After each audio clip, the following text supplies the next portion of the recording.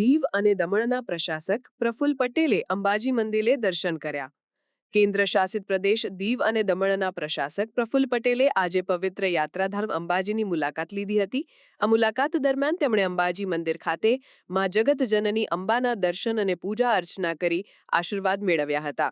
માતાજીના દર્શન બાદ તેમણે મંદિર ટ્રસ્ટના વહીવટકર્તાઓ સાથે મંદિર પરિસર અને ચાલી રહેલા વિકાસ કાર્યો અંગે ચર્ચા કરી હતી.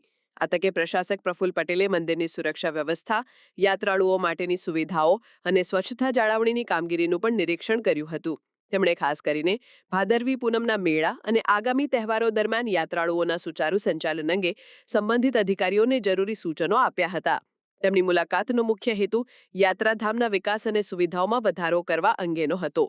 પ્રશાસક તરીકે પ્રફુલ્લ પટેલની આ મુલાકાતને ગુજરાત અને કેન્દ્ર શાસિત પ્રદેશો વચ્ચેના સંબંધોની મજબૂતીના ભાગરૂપે જોવામાં આવી રહી છે.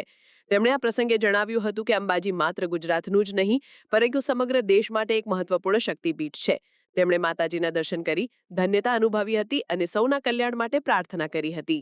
માતાજીના કૃપાથી 2047 સુધીનો ભારત દેશ સમૃદ્ધ ગુજરાત ગણો કે ભારત ગણો એ બધું બનશે એવી પૂર્ણ શ્રદ્ધા છે. અને માતાજીના આશીર્વાદના કારણે સમગ્ર મેળો સારી રીતે પતે ગયો હતો.